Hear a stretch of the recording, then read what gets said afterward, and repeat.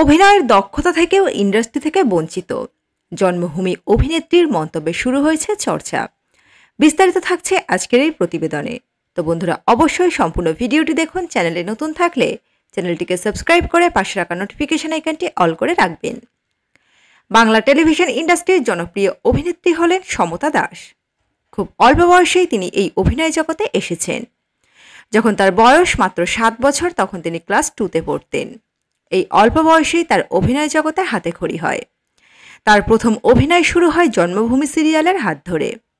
এরপর একে একে অনেক ধারাবাহিকে অভিনয় করেন এই অভিনেত্রী। এক আকাশের নিচে ধারাবাহিক তাকে জনপ্রিয়তার শীর্ষে পৌঁছে দেয়। সেই থেকেই সে সকলের কাছে টুস্কি নামেই জনপ্রিয় ছিলেন। তাকে কেউ চিনতই না সমতা বলে, সবাই তাকে চিনত টুস্কি বলেই। এই সিরিয়াল শেষ হওয়ার পর তাকে আর পর্দায় দেখা যায়নি। এর পিছনে রয়েছে অনেক কারণ। সেই সময় তার ছিল উচ্চ মাধ্যমিক পরীক্ষা। এছাড়াও উচ্চ মাধ্যমিক পরীক্ষা দিয়ে তিনি বিয়ে করে নেন। তাই তখন এই ইন্ডাস্ট্রি জীবনে ফোকাস করতে তিনি অতটা পারেননি। তারপরে অনেক বছর পর আবার পর্দায় ফেরেন করুণাময়ী রানী রাসমণি ধারাবাহিকে, একেবারে অন্য লুকে। সেই ছোট টুস্কি পর্দায় হয়ে যায় শাশুড়ি। রাসমণিতে তাকে শাশুড়ির ভূমিকায় দেখা যায়। এরপর রাসমণি সিরিয়াল শেষ হতেই তাকে দেখা যায় জি বাংলার জনপ্রিয় ধারাবাহিক গৌরী এলোতে গৌরীর মায়ের চরিত্রে। সম্প্রতি আবার তাকে দেখা গিয়েছিল একটু অন্যভাবে, বোধিসত্ত্বের বোধ বুদ্ধিতে।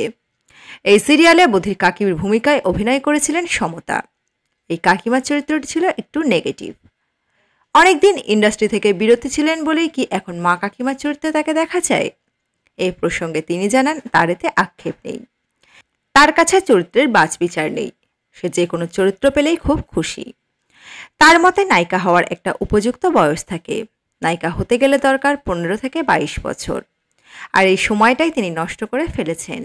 তাই তার নায়িকা হওয়া আর হয়ে ওঠেনি। এজন্য তিনি নিজেকেই নিজে দোষারোপ করেন। আসলে তার বাবা মা ছিলেন খুব রক্ষণশীল।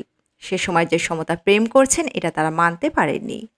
তাই প্রেম করে পালিয়ে গিয়ে বিয়ে করতে হয়েছে তাকে। এর জন্য তাকে কটাক্ষ শুনতে হয়। অনেকেই তাকে বলেছেন তিনি আর ফিরতে পারবেন না এই অভিনয়ের জগতে, কারণ তার বিয়ে হয়ে গিয়েছে। কিন্তু তার অভিনয়ের প্রতি অগাধ ভালোবাসা তাকে ফিরিয়ে এনেছে এই জগতে। বিয়ের পর তিনি আবারও এসেছেন টেলিভিশনের পর্দায়। তার বক্তব্য, অভিনয়ের সাথে বিয়ের কোনো সম্পর্কই নেই, অভিনয়ের সাথে রয়েছে ভালোবাসার সম্পর্ক। তো বন্ধুরা, এই পর্বে ছিল এতটুকুই। খুব দ্রুত ফিরে আসবো নতুন কোনো পর্ব নিয়ে। অজানা গল্প চ্যানেলের সঙ্গে থাকার জন্য সকল দর্শক বন্ধুকে অসংখ্য ধন্যবাদ। দেখতে থাকুন, চোখ রাখুন অজানা গল্প চ্যানেলে।